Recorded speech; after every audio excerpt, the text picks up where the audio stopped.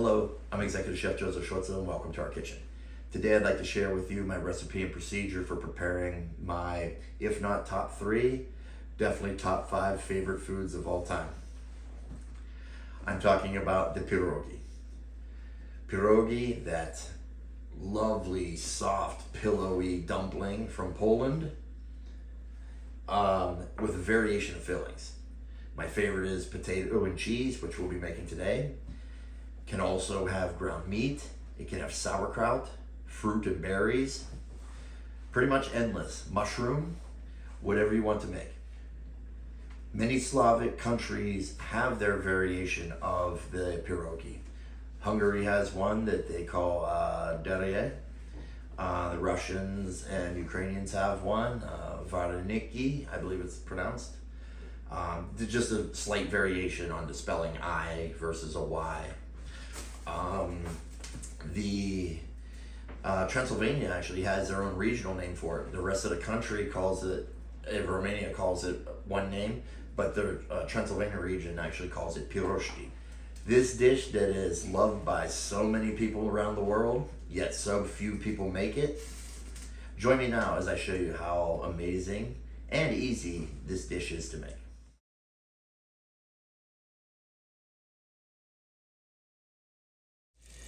Let's get our pan heated with butter, and let's add our onions. These onions, I very small dice them because this is what's going into the filling. So what we're going to do is go ahead and cook these, no salt. Just cook these until they become very translucent and slightly caramelized. Well, after about 5 minutes, the onions are soft and slightly brown. We're gonna go ahead and remove it from the heat and transfer the onions into a bowl or a plate, and we're gonna set them off to the side.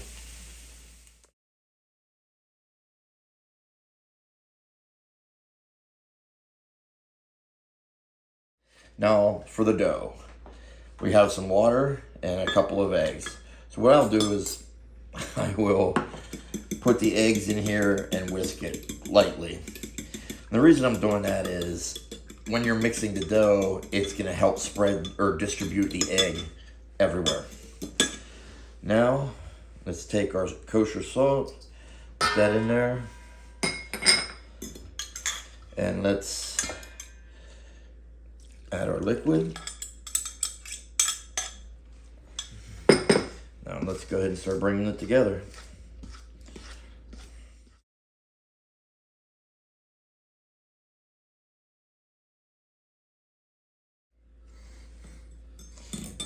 So now that I got the dough brought together, we're gonna go ahead and transfer it to a work board or a workspace. So let's go ahead and start kneading it. Lightly flour it to keep it from sticking. And then we're just gonna go ahead and fold everything in till it makes one nice smooth dough. You don't have to knead it long, you know, like bread, normally you're looking 10 minutes or so. For this, it's just more, just making sure that the glutens are alive and your dough comes together. Now, mind you, if you were using a whole wheat flour like I am, my hydration is different than a regular store-bought all-purpose flour. So the ratio on the recipe will reflect the dough that I'm using, or the flour that I'm using, the an organic all wheat flour that is actually, it's a bolted wheat flour. And what we're going to do is I'm gonna lay it here on this floured spot, and we're going to cover with plastic wrap and let it rest for about 30 minutes. Now that the glutens are all excited, we want them to calm down.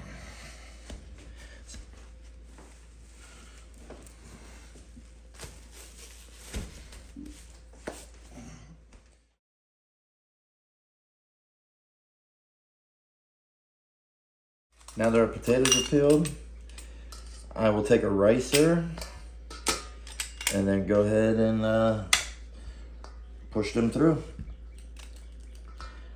I recommend doing this or with a food mill. I do not recommend mashing them, simply because the creamy, smooth texture of the potato inside the dough or dumpling, pierogi, it's so awesome.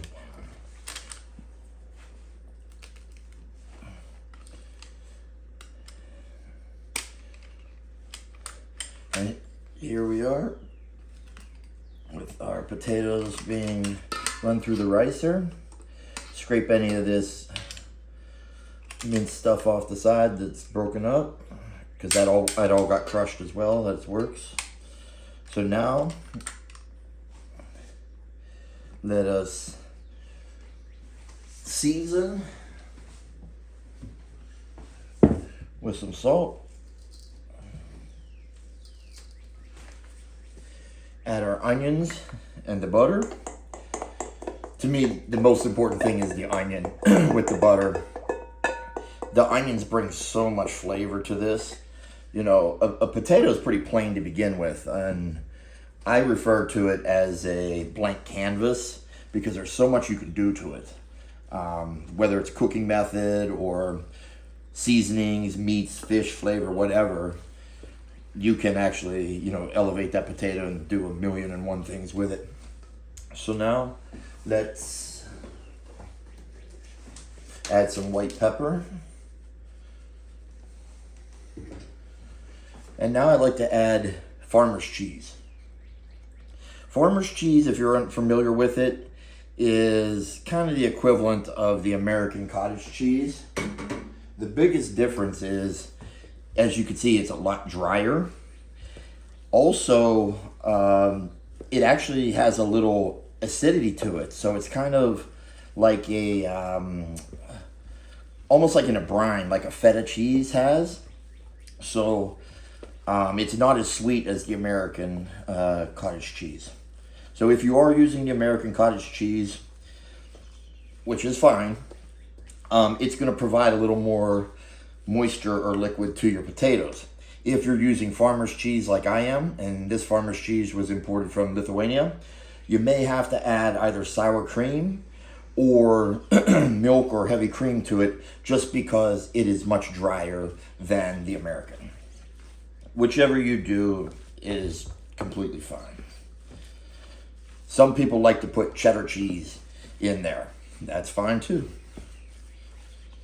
Now I'm going to add a little sour cream.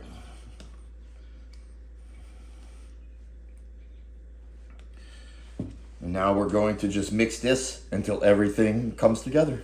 All right, now it's time for rolling our dough. I will lightly flour my work area. Remove our dough from the plastic. I'm gonna cut it in half. Maybe even a quarter, just to make it easier to work with, because my board's kind of small. Be sure to cover up your unused dough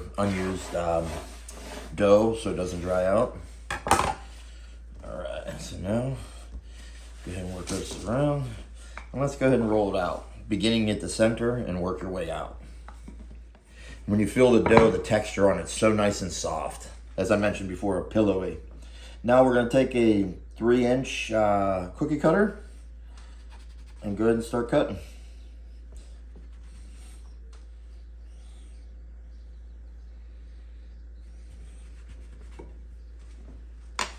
Let's go ahead and pull this out. This we will put underneath of our plastic, and we will go ahead and cut. Now we have these filled, now we have these cut. What we want to do is we're going to fill them. So now to fill it, a quick easy way is a scoop. And my friend from Poland told me a one ounce scoop is perfect. And you just drop it right to the center. So at this time, we're going to bring a pot of water to a simmer, add some salt to it, and also get a saute pan on medium-high heat. and we're gonna begin melting our butter. Right now, we're gonna simultaneously work on our garnish and our cooking our pierogi. So now let's add our onions.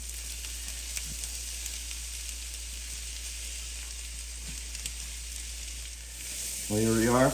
My onions are caramelized to my liking. What I'm going to do is I'm going to remove them from the heat, put them into a plate or a pan, and just set them off to the side. Well, now we have our water, salted water, boiling. We'll gently put in our pierogi.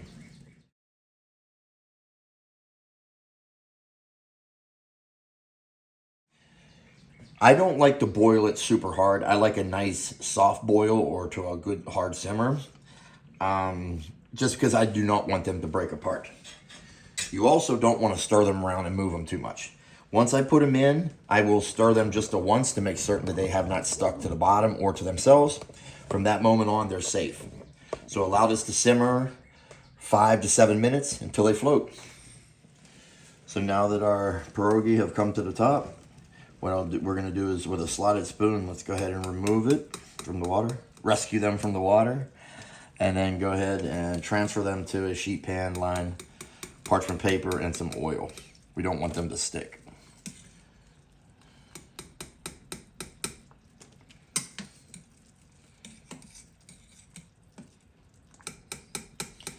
All right.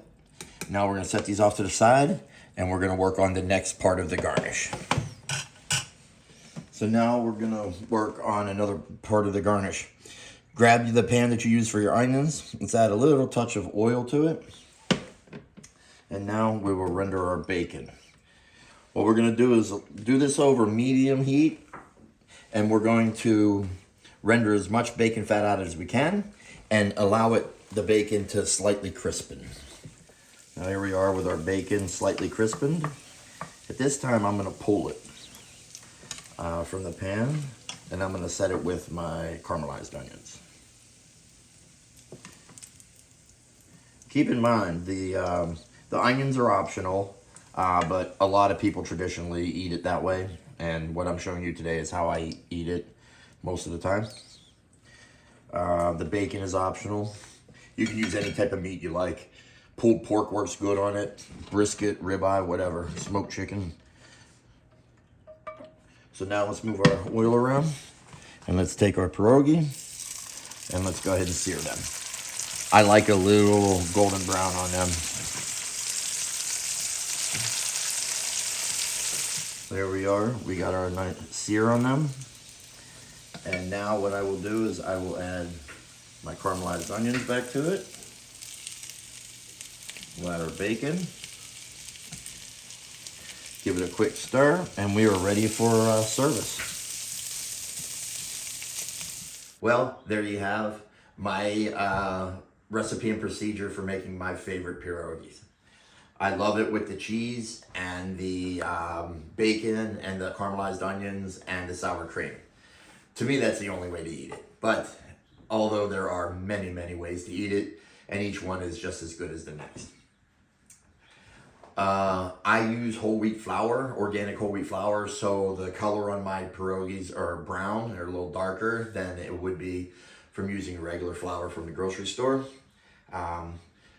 Personally, it doesn't matter. Use any flour that you want, what you can afford, and what you like. That's the important thing. So as we have it, just these 8, that's going to be our snack for now. And we will continue filling. We're probably going to make 600, 700 pierogi, and then get them to the freezer and have them throughout the year. Probably lasts us only about 6 months, but hey, what can you say? No, I hope you all give this a shot. Give it a try. It's not difficult at all. I know some people think rolling the dough is a pain in the neck. Believe me, it's not. Simply because there's no yeast. You don't have to worry about proofing. It's not like a bread. It's just easy as can be. So give it a shot and let me know how the recipe works for you. Thank you very much for joining. Good.